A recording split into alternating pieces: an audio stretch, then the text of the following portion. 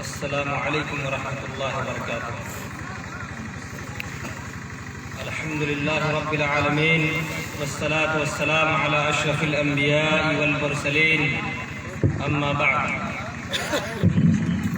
قال اللہ تعالی فی کلامہ المجید: اعوذ باللہ من الشیطان الرجیم، للرجال نصیب مما ترک الوالدان والاقربون وللنساء نصیب مما ترک الوالدان والاقربون مما قل منه او كثر نصیبا مفروضا۔ وقال النبی صلی اللہ علیہ وسلم: الحق الفرائض بأهلها فما بقي فهو لأولى رجل ذكر۔ رواہ مسلم فی کتاب الفرائض۔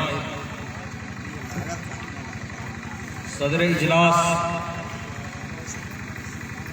استاذ محترم شیخ محفوظ الرحمن المدنی حفظہ اللہ، اور اسٹیج پر تشریف فرما معزز و مستند علماء کرام اور سامعین و سامعات، منتظمین کی طرف سے جو مجھے موضوع دیا گیا ہے، جس ٹاپک پر مجھے خطاب کرنے کے لیے کہا گیا ہے، وہ موضوع ہے قانون میراث اور ظالم سماج۔ میراث کیا ہے آپ پہلے اچھی طریقے سے اپنی عام زبان میں سمجھ لیں، یعنی آپ کی دولت میں، آپ کی پراپرٹی میں، آپ کی جائیداد میں، آپ کی زمین میں جس طرح سے بیٹوں کا حق ہے، اسی طرح سے بیٹیوں کا بھی حق ہے، اور حصہ متعین ہے اللہ رب العالمین کی طرف سے، اور یہ چیز مفقود ہے ہمارے سماج و معاشرے کے اندر، ہر طبقے کے اندر۔ تو اسی چیز کے تعلق سے میں آپ سے کچھ خطاب کروں گا، اور جگہ جگہ پہ میراث کا لفظ آئے گا یا ترکہ کا لفظ آئے گا تو آپ وہی معنی اور مفہوم سمجھیں گے۔ ترکہ کہتے کس کو ہیں؟ کل ما یخلفہ المیت من الاموال والحقوق الثابتات مطلقا، کہ میت مرنے والا جو بھی مال اور جو بھی حقوق چھوڑ کر کے چلا جائے وہی ترکہ ہے، وہی میراث ہے، اسی کو میراث کہتے ہیں۔ میراث کا موضوع نہایت ہی حساس اور ایموشنل موضوع ہے، بڑا ہی پیچیدہ موضوع ہے۔ بڑے بڑے لوگ اس موضوع پر بولتے ہوئے کتراتے ہیں، تو مجھ جیسا طالب علم کیا بات کر سکے گا؟ لیکن منتظمین اجلاس کی جانب سے جو حکم ہوا ہے اس کی تعمیل کرتے ہوئے میں کچھ کہنے کی جسارت کر رہا ہوں۔ ہمارے استاذ محترم یہاں موجود ہیں اور علماء کرام کی ایک ٹیم موجود ہے، جہاں کہیں غلطی نظر آئے گی اصلاح کریں گے میری۔ اللہ رب العالمین فرماتے ہیں: للرجال نصیب مما ترک الوالدان والاقربون،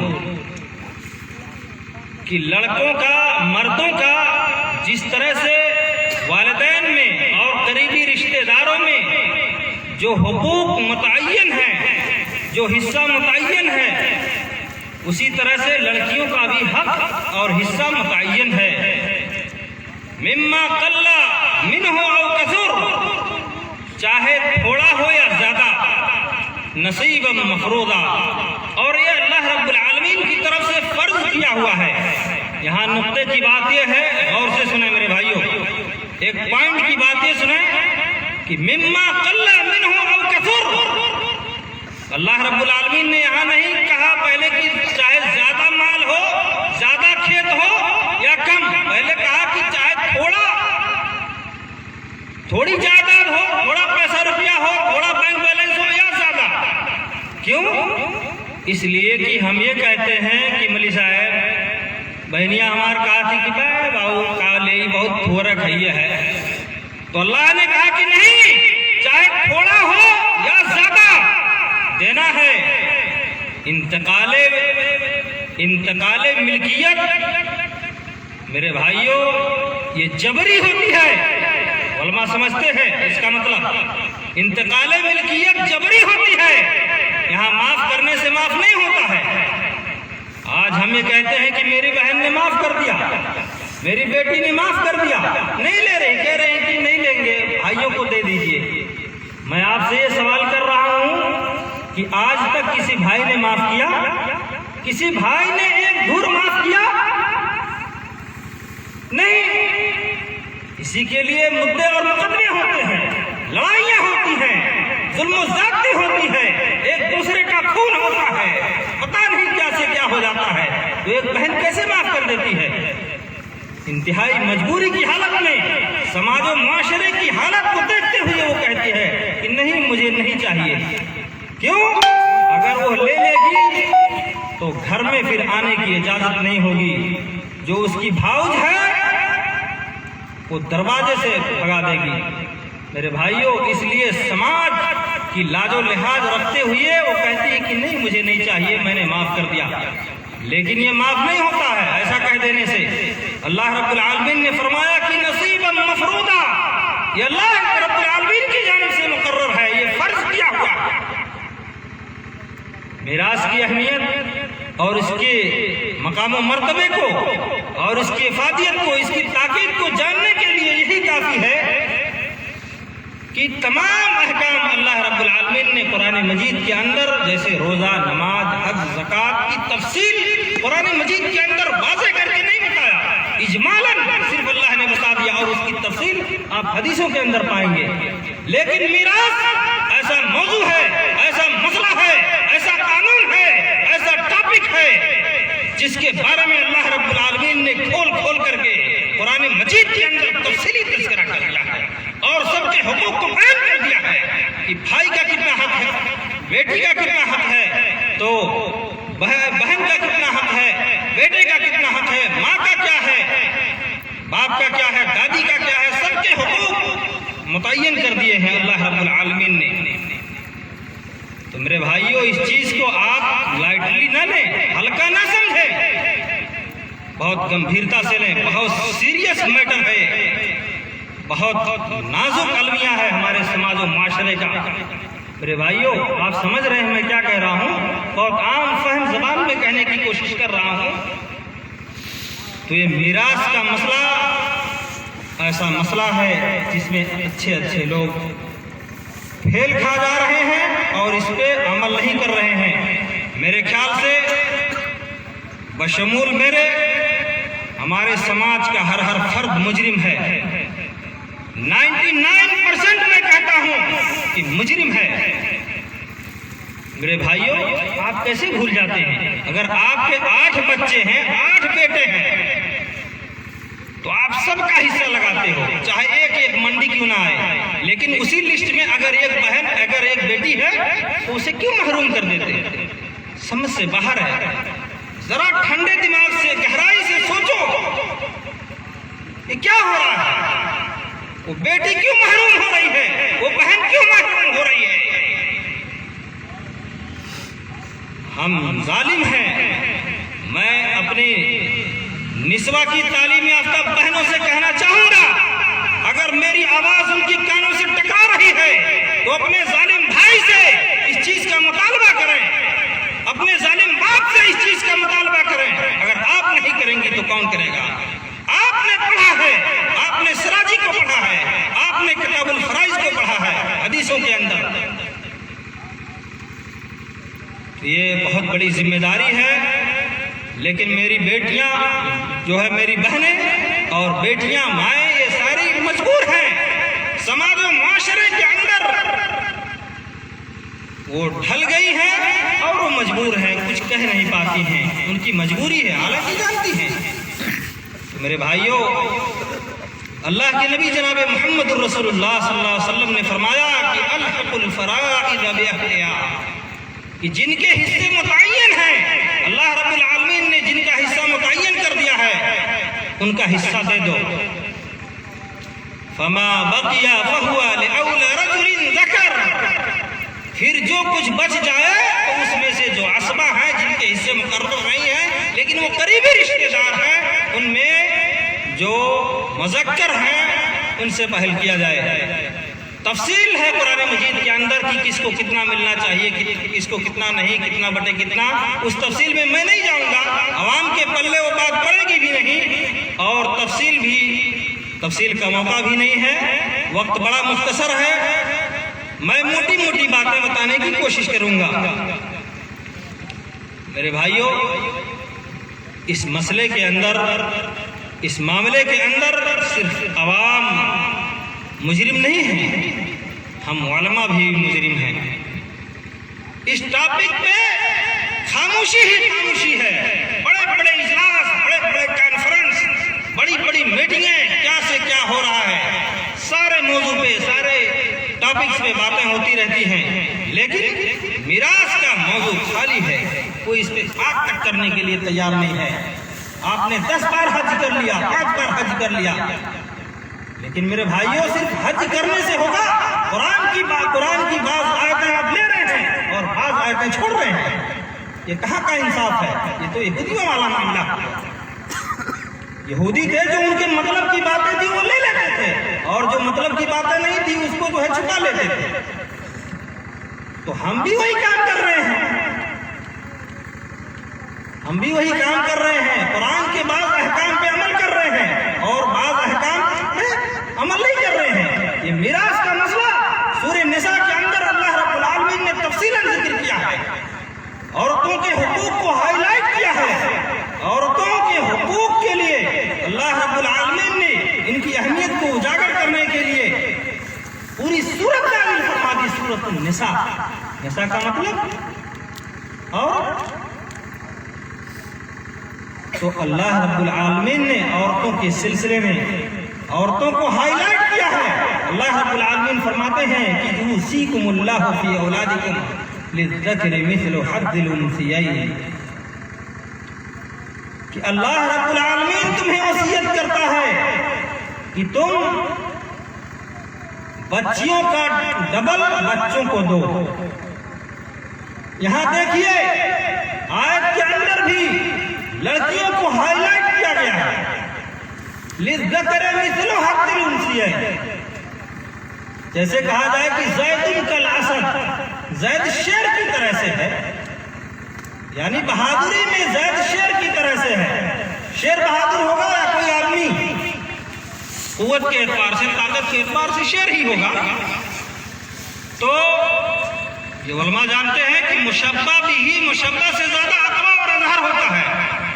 تو اسی طریقے سے اللہ رب العالمین نے جو یہاں کہا کہ مثل حظ الانثیین، 2 لڑکیوں کے برابر ایک لڑکے کا حصہ ہے، تو یہاں لڑکیوں کو ہائی لائٹ کیا گیا ہے۔ میرے بھائیوں، میراث کے سلسلے میں آپ غافل نہ ہوں۔ کیا آپ یہ سمجھ رہے ہیں کہ میراث کا بدل، میراث کا متبادل جہیز ہے؟ ہرگز نہیں۔ آپ شادی میں 50 لاکھ بھی خرچ کر دیں تو میراث کا بدل نہیں ہو سکتا، میراث کا الٹرنیٹو نہیں ہو سکتا۔ آپ کیا سمجھ رہے ہیں؟ وہی چیز اگر آپ میراث دے دیں تو آپ کو یہ سب خرچ کرنے کی ضرورت ہی نہیں پڑے گی، اتنا سارا بوجھ اٹھانے کی ضرورت نہیں پڑے گی۔ کہتے ہیں کہ ملی صاحب بٹیا کی شادی کیا اور کمر ٹوٹ گئی۔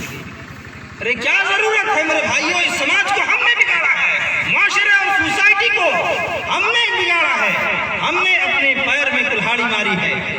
میرے بھائیوں، میں تو کہتا ہوں کہ یہ جو جہیز کا ناصور ہمارے سماج و معاشرے کے اندر آیا ہوا ہے، یہ سائیڈ ایفیکٹ ہے، یہ سائیڈ ایفیکٹ ہے۔ اور ایک اہم چیز میں یہ بھی بتاتا چلوں کہ آدمی کے مر جانے کے بعد سب سے پہلی چیز کیا ہوتی ہے؟ کیا پہلے کرنا چاہیے انسان کو؟ جیسے آدمی مر گیا تو اب کیا کرنا ہے ہمیں؟ تو اس میں سب سے پہلی چیز کیا ہے؟ تجہیز المیت علی الوجہ الشرعی، کہ میت کی تجہیز و تکفین، میت کو شریعت کے حساب سے دفن کفن کر دینا، یہ پہلی ذمہ داری ہے۔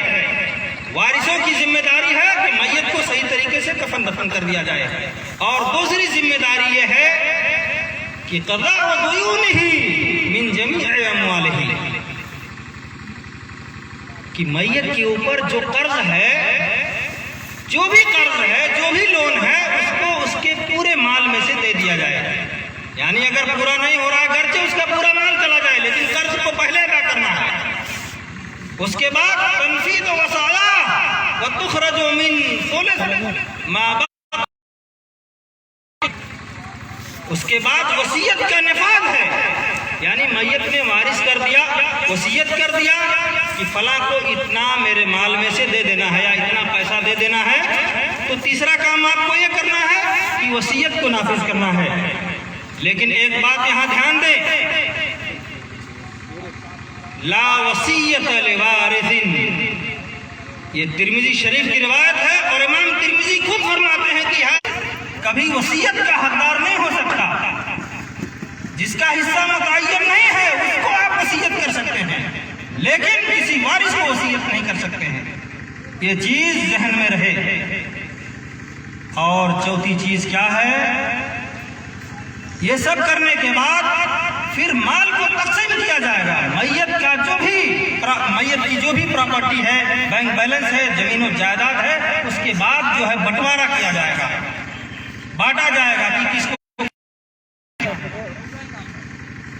میرے بھائیوں، مولانا وقت ہو جائے گا تو بتا دیجیے گا. چوتھی چیز کیا ہے کہ میت کے آدمی کے مر جانے کے بعد چوتھی چیز کیا ہے کہ اہل الفروض، یعنی جن کے حصے متعین ہیں، انہیں مال تقسیم کر دیا جائے گا مرنے کے بعد فوراً. یہ نہیں کہ اسی دن، لیکن یہ ہے کہ بہت جلدی کرنا چاہیے. اور ہاں ہو کوئی جو ہے جو جیسا پائے ویسا کر لے. تو میرے بھائیوں، میراث کے سلسلے میں بہت ساری چیزیں ہیں. ہم ذمہ دار ہیں، بالخصوص علماء ذمہ دار ہیں. جو ہم ظلم کرتے ہیں اپنی بچیوں پر، اپنی بہنوں پر، اللہ رب العالمین کو ان سے ڈرنا چاہیے. اللہ رب العالمین فرماتے ہیں وَلْيَخْشَ الَّذِينَ لَوْ تَرَكُوا مِنْ خَلْفِهِمْ ذُرِّيَّةً ضِعَافًا خَافُوا عَلَيْهِمْ فَلْيَتَّقُوا اللَّهَ وَلْيَقُولُوا قَوْلًا سَدِيدًا. سورہ النساء کی آیت نمبر 9 ہے. اللہ رب العالمین فرماتے ہیں، اللہ رب العالمین بڑی ایموشنل بات کر رہے ہیں، بڑی جذباتی بات کر رہے ہیں کہ آپ فرض کر لو، اگر آپ نے اپنے پیچھے اپنے چھوٹے چھوٹے ننھے منھے بلکتے بچوں کو چھوڑا ہوتا اور انہیں ان کا حق نہ ملتا تو آپ پہ کیا گزرتا، آپ کیا محسوس کرتے. اس لیے انسان کو اللہ رب العالمین سے ڈرنا چاہیے اور بھلی بات کہنی چاہیے. اللہ رب العالمین فرماتے ہیں کہ ان الذین یاکلون اموال الیتامی ظلما انما یاکلون فی بطونہم نارا وسیصلون سعیرا. یہ بھی سورہ نساء کی آیت ہے، آیت نمبر 10، کہ جو لوگ یتیموں کا مال کھا جاتے ہیں ناحق.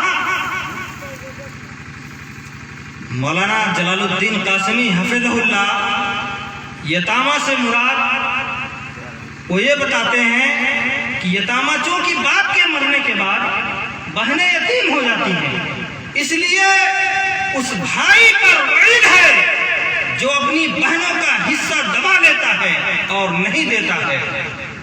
میرے بھائیوں، میں بار بار کہہ رہا ہوں کہ صرف 50 بار حج کر لینے سے دین مکمل نہیں ہوگا. آپ جنت کی سرٹیفکیٹ نہیں پا سکتے، آپ چاہے عالم ہو یا جاہل ہو. میرے بھائیوں، آپ یہ کہہ سکتے ہیں کہ میں نہیں جانتا ہوں، اس سلسلے میں اس مسئلے کی ہمیں جانکاری نہیں ہے. میرا وقت بالکل ختم ہو چکا ہے. میں اپنی بات کو اب ختم کرنا چاہتا ہوں. اللہ رب العالمین میراث کی پوری تفصیل بتانے کے بعد فرما رہے ہیں کہ تلک حدود اللہ، یہ اللہ رب العالمین کی باؤنڈری ہے، یہ سرکل ہے، یہ دائرہ ہے، یہ گھیرا ہے، یہ میڑ ہے، یہ باؤنڈری ہے. اب اس سے آگے اگر گئے، آگے پھر اللہ رب العالمین فرما رہے ہیں وَيَتَعَدَّ حُدُودَهُ يُدْخِلْهُ نَارًا خَالِدًا فِيهَا وَلَهُ عَذَابٌ مُهِينٌ. جو اللہ کے اس باؤنڈری سے تجاوز کرے گا، آگے بڑھے گا، پھر اس کا ٹھکانہ جہنم ہے اور ہمیشہ ہمیشہ رہے گا. میرے بھائیوں، اللہ رب العالمین فرماتے ہیں وتاكلون التراث اكلا لما وتحبون المال حبا جما. اور تم میراث کو کھا جاتے ہو اور مال کو جمع کرتے ہو. میراث کے سلسلے میں بہت ساری آیتیں ہیں, بہت ساری حدیثیں ہیں, بہت سارے نصوص ہیں. ہمارے پیچھے ابھی اچھے اچھے علماء کرام, مقررین اور خطبہ موجود ہیں. میں چاہتا ہوں کہ ان سے استفادہ کیا جائے. بس میں یہ کہوں گا کہ میرے بھائیوں, میرے بزرگوں, آپ اس چیز کا ضرور خیال کریں. کون دے رہا ہے, کون نہیں دے رہا ہے, کون اس چیز کا اہتمام نہیں کر رہا ہے, کوئی کسی کی قبر میں نہیں جائے گا. ہر آدمی اپنا دیکھے, اپنا احتساب کرے, اپنا دیکھے. اگر ہم نہیں کر رہے ہیں تو یہ ظلم ہے, اور ظلم بہت بڑا گناہ ہے. یا عباد انی حرمت الظلم علی نفسی وجعلتہ بینکم محرما فلا تظالموا. اللہ رب العالمین سے دعا ہے کہ الہ العالمین ہمیں میراث کے نفاذ کی توفیق عطا فرمائے, اور جو ہمارے اندر کمیاں ہیں اس کو دور کرنے کی توفیق عطا فرمائے. وآخر دعوانا الحمدللہ رب العالمین. جزاک اللہ خیر الجزاء. ماشاءاللہ میراث کے موضوع پر مولانا صفی اللہ صاحب عالیہ حفظہ اللہ خطاب فرما رہے تھے. دوستو